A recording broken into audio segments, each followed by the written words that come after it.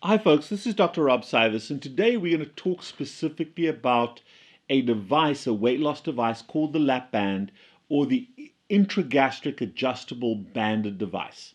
There's typically been two major devices that have been on the market for a long time. The one is the LAPBAND, and the second one is the Realize Band, which is now no longer used, but there's a lot of people running around with Realize Bands inside of them.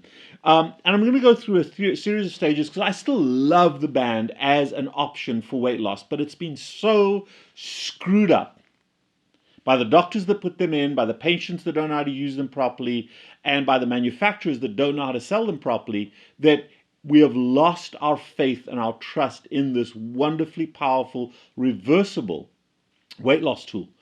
So the first thing to understand is you didn't become fat because you ate too much. You became fat because of chronic excessive carbohydrate consumption and snacking for its emotional value. And by the time you're fat enough that you need to lose massive amounts of weight, you have an out-of-control, addictive relationship with a drug called carbohydrates. And ultimately, no operation, no device, no doctor is ever going to be able to address that relationship other than you, the individual patient. I struggle with myself. I've lost over 90 pounds. I still have more to go. It's a battle that I fight every day. No matter how much this weighs, this is always fat. Those are just simple algorithms. If you know my work, you understand that's where we come from. So there is this battleground between you and your relationship with carbohydrates as an emotion management tool. That needs to take place. However, at the same time, you still want to lose the weight. And understand that surgery, bariatric surgery, whether it's balloons, bands, bypass, sleeves, switch, whatever it may be, are really tools that you use along a journey of changing and addressing your relationship with carbohydrates. So don't think of obesity surgery as a separate entity to addressing your carbohydrate addiction. Think of, if you're a smoker trying to quit smoking, using Chantix. If you're a heroin addict, using Suboxone or Methadone to try to quit the heroin addiction. That's where surgery fits in. I love the LAPBAND.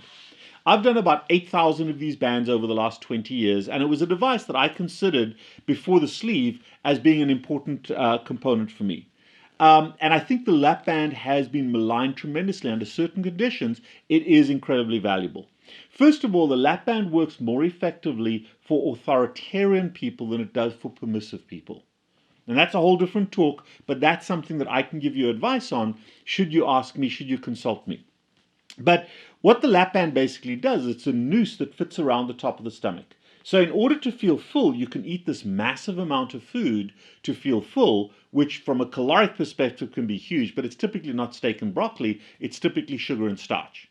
And what it does, it converts the stomach to be this tiny little stomach over here. So a small amount of food fills you up as much as a large meal does, and that's where your caloric reduction comes from, and it works most effectively for the first 1 to 2 years. That's the way it works. That's the way all weight loss works. 1 to 2 years, you lose the weight, but if you don't change your relationship with sugar and starch and with your emotion management system, that weight's going to come back like any failed diet. So the band is very effective because it stays in there. The other beauty about the band, now this is only half a band, it's also got a tube that's attached to a portacath that sits on the belly wall. I typically put mine just above the belly button, and you can access that in the office with a needle. And if you look here, there's a balloon on the inside that can be filled, it can be adjusted to be tighter or looser as it fits around the stomach. So there's an outside silastic ring that controls the ultimate diameter, and then there's a balloon that can be adjusted back and forth to tighten it or loosen it, which really can partially obstruct the stomach. And what you're looking for in an ideal band is restriction, where it tells you you've eaten a little bit and you've had enough, but never obstruction. Obstruction for any bariatric surgery is a very, very dangerous place to be. But if your doctor simply told you eat less, it doesn't matter what you're eating, they have completely screwed you over. And there are very few bariatric surgeons that understand carbohydrate addiction. These are my colleagues, but I have a huge issue with that because I believe that it's malpractice to put a bariatric surgery patient on a diet. This is a drug addiction problem, not a calorie problem. And to keep telling people to eat less and blame them for their obesity coming back is ludicrous, yet my colleagues do that all the time, and I have a major issue with that. That's why bariatric surgery is not a more popularly used tool, and certainly why the lap band lost favor. Okay, so the next thing that happens once you've had the band placed in, and it's a very, very safe surgery to place the band, okay? The two things that you really want to address is snacking and sloppy carbohydrates, sloppy calories, sloppy carbohydrates, because no matter how tight we make the band, if you can eat ice cream, you can eat through a band. And once it goes through the band, it's in your body. So you address those two things, you use the band in the first year to address those two behaviors and replace them with other things, you will have a great long-term change with a band, which is a very simple tool. The other thing about the band is that it can be removed at any time, although it's not designed to be removed. But at worst, you take it out. Now, where's the band gone bad? The first thing is this, that if your doctor never spoke to you about carbohydrate addiction or about snacking being an emotional event, remember, a snack is always an emotional event. A bridge is not a snack. Be that as it may, if your doctor never told you about that, of course your band's going to fail. The band doesn't fail. You failed to use it as an appropriate tool. You'll lose some weight and the weight will come right back. So that's the first issue. The second thing is most doctors have no clue about how to tighten the band. They either overfill it or they have no idea of how tight or how loose your band is, and they rely on you, who also has no clue, to assume that you're too tight or too loose. And of course, if you're gaining weight, oh, my band's not working, my band's too loose, bullshit, it's not. It's usually what you're putting in your face.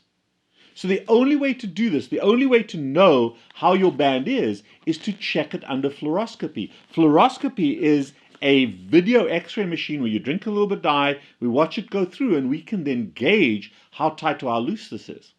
And you do your adjustments under fluoro. We do all of our adjustments in our office under fluoroscopy. And you progressively tighten it between 3 and 5, 3 to 8 small adjustments through the first year. You progressively tighten it, at first with a higher volume and then a smaller volume for a higher pressure to find exactly where that sweet spot is. But every time you come into the office, that's also an opportunity to educate you and reinforce the carbohydrate addiction story. So that contact, 12 to 15 visits in the first year, is a critically essential contact between you and that obese person. Think of an alcoholic going to an AA meeting to help them to understand and address the root cause of their obesity. That's the conversion we're looking for. And if that's not happening in the first year of life, that doctor and you have failed in your relationship to address your obesity. So most doctors just sit you down, they stick a needle in, they tighten the band, and ask you to drink some water. If it goes through, it's fine. They have no idea. And what happens is, whenever you come in and you're not doing well and you're gaining weight, they tighten the band. That's all they can do. Okay? They got one hammer, you're a nail, they're whacking it over the head because they're not educating you and they're not understanding how the band works. So what they do is they overfill it, now it becomes obstructed. And now when your band is too tight, at first you don't eat, so you're happy, you're not feeling hungry, you lose weight. But what happens slowly is your esophagus dilates. Think about a dam wall across a river. The esophagus dilates. The description of the esophagus when you look at it under fluoro is it looks like, in the 1970s and 80s we wore those training pants, those exercise pants that had the rubber thing in them and it would get all floppy and that's how your esophagus looks. It just sits there and flops and it becomes stretched. And the esophagus has no feedback sensation to your brain that says I'm full. So you can eat massive amounts of food, it just sits in the esophagus, gives you no negative feedback, the pain and the discomfort that happens early on goes away, and you can eat these enormous meals when the band is too tight. And what you do, you tell your dog, I can eat huge amounts of food. So what do? They fill it even more. And then the band stands a risk of chafing into the stomach called an erosion, and it has to come out. Or what happens is, when your esophagus is contracting, the waves of contraction slip and the band slips, the stomach slips up through the band like this, and you've got this big pouch sitting up there. And so often I get people that can eat a lot, they may be skinny, but their band is completely slipped. They're completely obstructed. They've got awful esophageal problems. They're coughing at night. They're aspirating. Their voice is hoarse. They're miserable. They're malnourished. They may be skinny because they can't eat a lot, but they're malnourished. Awful problems. Well, all bariatric surgeries can do those, but with a band, those are maladjusted bands. And that person has not changed their behavior. They haven't addressed why they became fat in the first place. They're just basically in a state of comfortable starvation. They can't eat and they're skinny, but they're profoundly malnourished and they're miserable and they're putting themselves at risk for aspiration. So knowing how the band works, it's still an incredibly safe, incredibly wonderful device to have in you. Now, the next thing is this, that the bands have undergone evolution of change. This band over here is called an APS band. It is the most modern, up-to-date band. It has specific engineering constructs that reduces risk. The older bands used to be very tight, high-pressure bands, and they obstruct, they slip, they're miserable. They need to be taken out. They need to be removed. They can be replaced with a different band or converted to something else. But the old 975 and the 10 centimeter lap bands need to be removed. And then along came a company called Ethicon, Johnson & Johnson, and they produced something called a Swedish band at first, which is this triangular band, which was awful. And then they modernized that to a product called the Realize C band. And we had no idea. It was so badly produced because the Realize C band was tested overseas because it was cheaper. And what they did is they suddenly released these bands. So because we were a high volume band practice, they gave us access to the band about a year before it was released to the open market. And we used them. And I looked at this, I had a partner at the time, and we said, okay, let's take over the next 3 months, let's take the next series of patients and we'll divide them one to one. Because we had no idea. I liked the way the Realize C band was done. I hated the Swedish band. I never put any in because it just had a terrible engineering look to it. And it wasn't performing very well. And I was happy with the lap bands, although they went through multiple evolutions from the 975, the 10, to the Vanguard, which is also not a good band, to now the APS and APL bands, which are the best ones in the market. Having said which, the new Realize C band, bigger band, lower volume, had a lot of good attributes. I liked the band, but I had no knowledge of it. So under experimental conditions, we divided over a course of 3 months 2 groups of patients. We had 116 patients that got the Realize C band and 132 patients that got the new APS band. And we did a head-to-head comparison looking at weight loss and looking at complications. And what we found is, number one, there was a statistical difference between weight loss with lap bands and weight loss with Realize bands. And it wasn't our inability to use it. They were both new devices, and we did all the adjustments under fluoro. There was just a distinct difference in terms of the tightness and the effectiveness over here. Yes, there were certain things that the lap band patients couldn't eat, for example, steak, that the Realize band patients could, but either way, there was statistical, significantly different amount of weight loss. But the second thing, the thing that bothered me the most, is that with lap bands, our complication rate was 0.04%, 4 in 1,000 on average. With the Realize bands, it was 16%. Massive.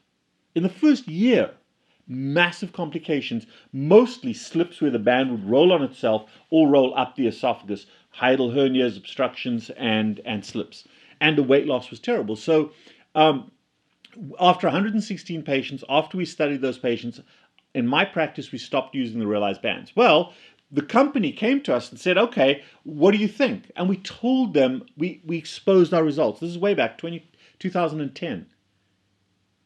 And instead of saying, wow, we didn't anticipate that, we didn't understand that, they blamed us. You guys are terrible, you guys don't know how to use our band, blah, blah, blah. Well, eventually the FDA shut them down. That band is no longer on the market, it's gone. They never apologized, they never had any retribution to it. And this is what makes me so upset and angry with pharmaceutical companies, with device companies. They lie to people all the time because ultimately they're about money, not about health. And it's very important to understand that. Drug companies, for the most part, and device companies are not about helping humanity. They're not about health. They're about profits. They're about money, especially if they're publicly traded. And there's this conflict of interest that is a huge problem in this country. Be that as it may, they hid all that noise, and based upon the bad results of the Realize C band, the complications with patients, and the emergence of the sleeve gastrectomy, the bands fell apart. And they were very, very poorly supported by the companies, and the doctors were very poorly educated in terms of understanding carbohydrate addiction versus band. Now, I know that this is a very controversial video because I'm calling out a lot of people, but I still love the band. I still love the band. I think it has its place. And I'm not advertising this for anybody. I have no affiliation with any band anymore. But I think in the right hands, it can be used effectively. But if you have a band and it's been misused or you've struggled with it, you've got complications with it, come and see us. We understand the device, we can use it to its maximum potential, or we can make a recommendation to say, hey, its time has come and gone. It's time to look at something else. We do all of that in our practice. But be evaluated, not by a doctor, and so many surgeons out there believe that the presence of a band is a reason to reoperate. There are plenty of highly successful people who still have their lap bands in place. There are plenty of new people who can benefit, just like we did 20 years ago, or 15 years ago, or 10 years ago, from having a band placed. It is still a very viable option, but you have to know how to use it properly and how to use it as a tool, not to lose weight. Yeah, the band will help you to lose weight, but to help you to change your addiction to carbohydrates and a pattern of snacking. Know the device, know how it works, know how it gets misused, and you can benefit tremendously from it as an option. But between the companies that manufactured them and the doctors that were uneducated, untrained, or knew too much, or believed too much in their own expertise to acquire new knowledge, that has become problematic. I'm humbled by my experience with over 8,000 band patients. It's a great device, but you have to understand it with humility and know where problems occur, know where benefits occur. It isn't a panacea, it isn't a magic bullet, it's hard work. The only thing worse than having a lap band is being fat.